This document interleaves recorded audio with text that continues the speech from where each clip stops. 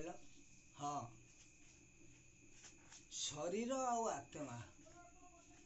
ଶରୀର ଆଉ ଆତ୍ମା କଥା କହିଲା, ପିଣ୍ଡ ବ୍ରହ୍ମାଣ୍ଡ କଥା। ଶରୀର ହଉଛି ଧର ଘିଅ, ଆତ୍ମା ହେଲା ଅଗ୍ନି। ସଳିତାଟି ଯେତେବେଳେ ଜାଳୁଛ, ଯେତେବେଳେ ଘିଅ ସରିଯାଉଛି କ'ଣ ହେଉଛି? ଅଗ୍ନି ତା ବାଟରେ ପଳାଉଛି। ସେମିତି ଶରୀର ଆଉ ଆତ୍ମା ଭିତରେ ସେଇଭଳି କହିଲା, ଧନ ଜୀବନ ଯୌବନ ସବୁବେଳେ ରହିବନି। ଆଜି ତମ ପାଖରେ ଧନ ଅଛି, ଜୀବନ ବି ଅଛି ତା ସାଙ୍ଗରେ ଜଡ଼ିତ, ଆଉ ଯୌବନ ବି ଅଛି। ଯେତେବେଳେ ଅଛି ତମେ ଗାଡ଼ି ଦେଖ, ଗୋଟେ ସାଧାରଣ ଲୋକର ଅସାଧାରଣ କଥାଟି ଏଇଆ, ତମେ ଗାଡ଼ିଟା ଧରିକି ଯାଉଛ ରାଜରାସ୍ତାରେ, ଖୁବ୍ ଜୋରରେ ଏକ୍ସିଲେଟର ମୋଡ଼ିକି 50, 60, 70, 80 ଲଗେଇ କଣ୍ଟା ଉଡ଼ିକି ପଳାଉଛ। ଯେତେବେଳେ ତମର ସେଇ ସମୟଟା ଅତିବାହିତ ହୋଇ ହୋଇ ହୋଇ ହୋଇ ନଦୀ ପାଣି ଭଳିଆ ଯେତେବେଳେ ବହି ଚାଲିଯିବ, ଆଉ 20 ବର୍ଷ ଆଗକୁ ପଳେଇଲ, ବାର୍ଦ୍ଧକ୍ୟ ଆସିଯିବ, ସେଇ ଗାଡ଼ି ଥିବ, ସେଇ ବଡ଼ି ଥିବ, କିନ୍ତୁ ଗତି ଆଉ ନଥିବ। କେତେ ଥିବ? 20, 30। ଆଉ ଏକ୍ସିଲେଟର ମୋଡ଼ିବାକୁ ଡର ମାଡ଼ୁଥିବ। ବୁଝିଲ ନା? ସେମିତି ତେଣୁ ଶରୀର ଆଉ ଜୀବନ ବା ଆତ୍ମା, ଶରୀର ଆଉ ଆତ୍ମା ଘିଅ ବତି ସଦୃଶ୍ୟ।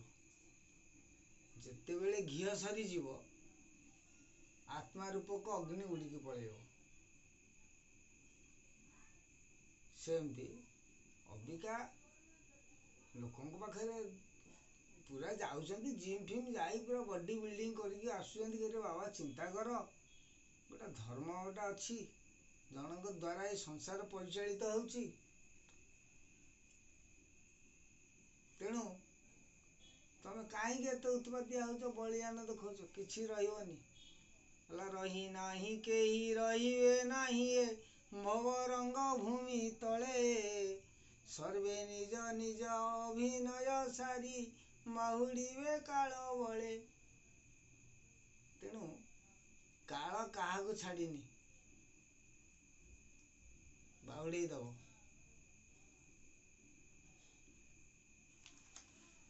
ଆଜିକା ଦିନରେ ଯାହାକୁ ଗୋଟେ ସେ ନିଜ ଭାଇ ହଉ, ବନ୍ଧୁ ହଉ, ଝିଅ ହଉ ନା କାହିଁ, ପୁତ୍ର ହଉ, ଯାହାକୁ ଭଲ କଥାଟି କୁହ, ସେମାନେ ଖରାପ, ତା ବିପରୀତ ହେଇଯାଉଛି, ଓଲଟା। ତେଣୁ ଯେତେବେଳେ ସାଧାରଣ ଲୋକଙ୍କର ଭାଷାରେ କୁହନ୍ତି ନେଡ଼ି ଗୁଡ଼, ଯେତେବେଳେ କହୁଣିକି ବୋହିଯାଏ, ଆଉ କ'ଣ ଜିଭ ପାଇବ? ଏଠି ଥିଲାବେଳେ ଯେମିତି ଚାଟି ପକାଉଛ, ସେଠି କ'ଣ ପାଇବ? ପାଇବନି। ସେଇ ବେଳକୁ ଆସିବ, ବା ସେଇ ବେଳ ସମସ୍ତଙ୍କୁ ଦେଖେଇ ଦିଅ। ବାପରେ ନେଡ଼ିରେ ଗୁଡ଼ ରଖିକି ଗପୁଥାଉ, ଯେ ବୋହିଯାଉ ଯେତେବେଳେ ଆଉ ଚାଟି ପାରିବନି, ସେତେବେଳକୁ ତାଙ୍କୁ ଜ୍ଞାନ ଦବ। ଜଣେ ଭଲ କଥା ତାଙ୍କୁ ଯଦି କହିବା ଆମେ, ସେମାନେ କ'ଣ କରିବେ? କାହିଁ ସେଟା ଶୁଣିଛ ମ, ଗୋଟେ କହିବେ, କିଏ ବଞ୍ଚିଛି ଯେ ଏରାକ କାହିଁ ଏରାକ ଶୁଣୁଛ, କାହିଁ ଇଏ କରୁଛ? ଆରେ ଭାଇ, ଯଦି ବଞ୍ଚିବାର ନାହିଁ, ସାଙ୍ଗେ ସାଙ୍ଗେ ତୁ ଦେଖିବା ନିଜକୁ ହରେଇ ଦେଲୁ ନା। ରୋଗ ବ୍ୟାଧି ହେଉଛି, ଯୋଉ ଲୋକ କୁହନ୍ତି ଆସିଛେ ଦିନେ ମରିବା ଦିନେ, ସେଇ ଲୋକଙ୍କଠି ଯେତେବେଳେ ବ୍ୟାଧି, କାହାର କିଡ଼ନୀ ଫେଲୁଅର ହେଇଯାଇଥାଏ, କାହାର ସେ ଗ୍ୟାସ୍, କାହାର ବ୍ରେନ୍ ଷ୍ଟ୍ରୋକ୍ ହେଇଥିବ, ନେଇଯିବ ହଠାତ୍ ତାକୁ ମେଡ଼ିକାଲ। ସେଇ ଲୋକ କହୁଥିବ, ସେଇ ଲୋକ କିନ୍ତୁ କହିବ, ନାଇଁ ରେ ମୋତେ କେହି ମେଡ଼ିକାଲ ନିଏନି, ମୁଁ ପଛେ ମୁଁ ଆସିଛି ଦିନେ ଯିବି ଦିନେ, କାହିଁକି ପଇସା ସାରୁଛ? କିନ୍ତୁ ନା, ମାନେ ଲୋଭ, ମୋହ, ମାୟା, ମୋର ଅଧୁରା ସ୍ୱପ୍ନ ରହିଯିବ।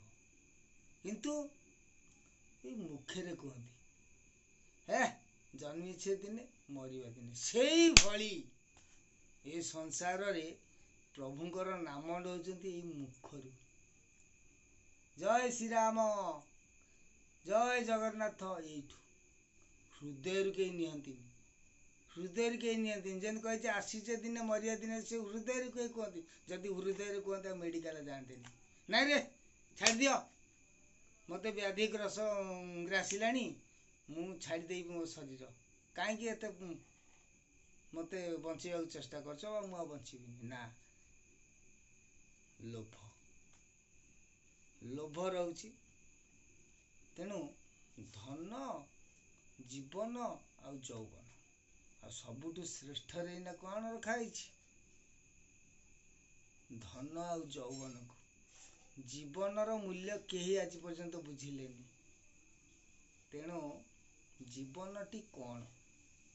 ସାଧାରଣ ଲୋକର ଯଦି ଶରୀର ଅଛି ବା ଯୌବନ ଅଛି, ତାହେଲେ ଜୀବନଟି ତା ସାଙ୍ଗରେ ରହିବ ନା।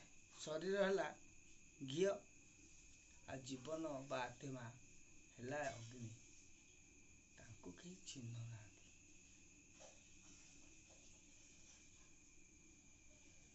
ତେଣୁ ଆଜି ଏ ସଂସାରଟା ଯଦି ରସାତଳକୁ ଯାଉଥାଏ, ଏଇ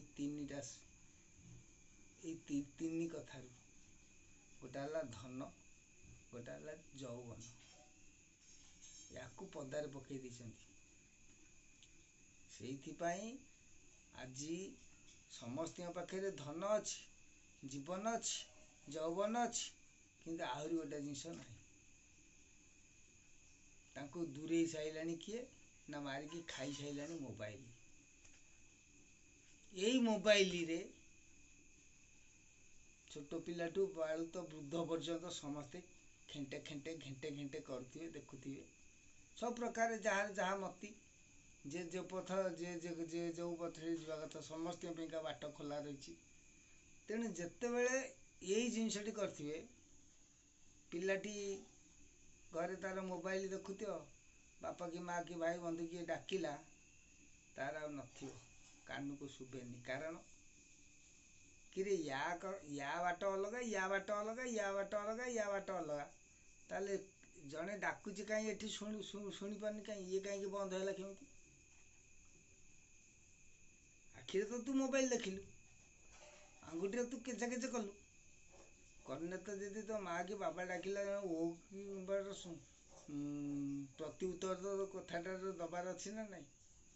ନା, ସେଥିପାଇଁ କହିଲା ରଖିଲି 10 ବାଟ, ଲଗାଇଲି କବାଟ, ଶିଶୁ ମୁନ ଦୁଆରେ, ରହିଲେ ନନ୍ଦ ଚାଟ, ଆପେ ମନକୁ କଲି ବିଚାରି, ବଡ଼ ମାୟାବୀ ଜୀବ ଏଇ ମଣିଷ ନୁହେଁ କାହାରି।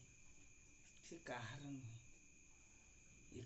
କାହିଁକି ନା ଯେତେବେଳେ ମୋବାଇଲରେ ଏମିତି ଘେଣ୍ଟେ କରୁଥିବ, ଦେଖୁଥିବ, ସେ ପିଲାଟିର ମା କି ବାପା କି ବନ୍ଧୁ କିଏ ଡାକିଲା, ତାକୁ ଶୁଭେନି। କାହିଁକି ନା ସେତେବେଳେ ସିଏ ଏକ ବ୍ରତ, ଏକ ଲୟ, ଏକ ଚିତ୍ତ, ଏକ ହିତ, ଏକ ବାଣୀ, ଏକ ଠାଣିରେ ଥାଏ। ସେତିକି ବେଳେ କ'ଣ ହେଲା ନା 5 ମନ ଏକାଠି ଥାଏ। ତେଣୁ ଏଇ 5 ମନ ଯେତେବେଳେ ଏକାଠି ଥାଉ, ତାର ଗୋଟେ ବାଜା, ଡିଜେ ବାଜା ଗାଡ଼ି ଯାଇ ତାକୁ ଶୁଭିବନି।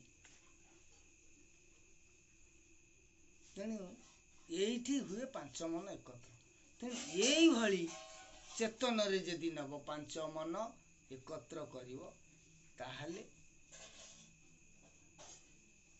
ଯୋଉଟା ଚିନ୍ତନ କରିବ, ଯାହା ଭଜନ କରିବ ବା କୀର୍ତ୍ତନ କରିବ, ସୁଫଳ ମିଳିବ। ତେଣୁ ମନ କାହା ପାଖରେ ସ୍ଥିର ହେଇକି ନାହିଁ। ତେଣୁ ଏଇ ହେଉଛି ଶରୀର ତତ୍ତ୍ୱ, ପିଣ୍ଡ ବ୍ରହ୍ମାଣ୍ଡର କଥା।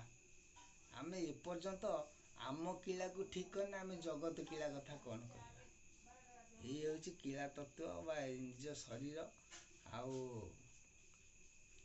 ପିଣ୍ଡ ବ୍ରହ୍ମାଣ୍ଡ, ଜୀବନ, ଧନ, ଯୌବନ, ଏଇଥିରେ ସବୁ ଥାଏ। ଏଇଠି ଅଛି, ଆକୁ ଦେଖିବା। ମୁଁ ଆଜି ଚଷମା 2ଟା କାହିଁ ପିନ୍ଧିଛି?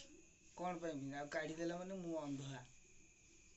ତେଣୁ ସେମିତି ମାନେ ଯେଉଁ ଶକ୍ତି ଆମର ଦେଇଛନ୍ତି ନା, ଏଇଠୁ ଏତିକି ବା ତାଙ୍କର, ଏଇଟା ହେଉଛି ତାଙ୍କ ଫିଲ୍ଡ, ସ୍ୱର୍ଗ। ଇଏ ଆଉ ଅଛି? ଇଏ ନକ୍ଷତ୍ର। କହିଲା ମସ୍ତକେ ଯେତିକ ଚୁଟି ଅଛି, ତାକୁ ନକ୍ଷତ୍ର ସାଙ୍ଗରେ କବିମାନେ ଲେଖିଛନ୍ତି। ସବୁ ଝଡ଼ି ପଡ଼ିଲାଣି, ସ୍ୱର୍ଗରୁ ନକ୍ଷତ୍ର ଝଡ଼ିକି ପଡ଼ିଗଲାଣି। ଗଲା ଚକ୍ଷୁ ଦେଇଥିଲେ ତମେ ଯେତେ ଲେନ୍ସ ପକାଅ କିନ୍ତୁ ସେ କାଢ଼ି ଦେଉଛି ପରେ ଯୋଉଆକୁ ସେଇଆ ସିଏ ହରଣ କରିନେବେ। ୟାକୁ ଜନ୍ମର 7 ଦିନ ସାନ ହେଉଛି କର୍ଣ୍ଣ। କର୍ଣ୍ଣକୁ ଡକ୍ଟର ମାନେ ବି କୁହନ୍ତି 7 ଦିନ ପରେ କର୍ଣ୍ଣକୁ ଶୁଭେ, ଛୋଟ ଛୁଆଙ୍କୁ ଶୁଭେନି। ସେମିତି ୟାଠୁ ଇଏ ସାନ, ଦେଖୁନାହାନ୍ତି। ତେଣୁ ଇଏ ବି ଠିକ ବେଳ ଆସିଗଲେ, ଯୌବନ ଚାଲିଗଲା ପରେ ହାଉଲେ ହାଉଲେ ଯେତେବେଳେ ବାର୍ଦ୍ଧକ୍ୟ ଆସିଯିବ, ଜରାଜୀର୍ଣ୍ଣ ଅବସ୍ଥା ଆସିଯିବ, ୟାକୁ ଆଉ ଶୁଭିବନି। ଘଣ୍ଟ ବାଡ଼େଇଲେ ମଧ୍ୟ ଆଉ ଶୁଭିବନି। ୟା କବାଟ ଆପେ ଆପେ ବନ୍ଦ ହେଇଯିବ। ଇଏ ଲାଷ୍ଟ ତ ଏଇଟା, ୟାକୁ ଆଗ ଚିହ୍ନ। ଶୂନ୍ୟ ମନ୍ଦିରେ ବିହାର, ରୂପରେଖ ନାହିଁ ଯାର। ଶୂନ୍ୟ ମନ୍ଦିରେ ବିହାର, 2 ପାଦ ନ ଲଗାଇ, 1 ପାଦେ ଧର। ଭାଇମାନେ, ସାଧାରଣ ଲୋକ ଆଜି ଅସାଧାରଣ ଭିଡ଼ିଓଟା ରଖୁଛି। ଏ ଭିଡ଼ିଓଟା ଦେଖିବେ, ସେୟାର ଲାଇକ୍ କରିବେ। ସାଧାରଣ ଲୋକଟି ପୁରା ଆମେ ଯଦି କୌଣସି ଗୋଟେ ଅମ୍ବାନୀ କିମ୍ବା ମନ୍ତ୍ରୀ MLA ହେଇଥାନ୍ତୁ ତମେ ଆମକୁ ପୁରା ଭଲ କି ମାଡ଼ିକି ଦେଖନ୍ତୁ। ସାଧାରଣ ଲୋକ ପୁରା ଦିନ ମଜୁରିଆ କହିଲା।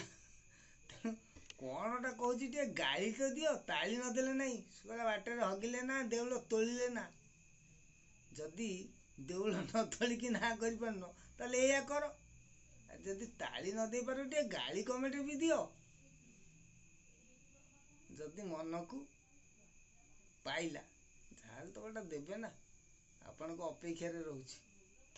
ହଉ ଭାଇମାନେ।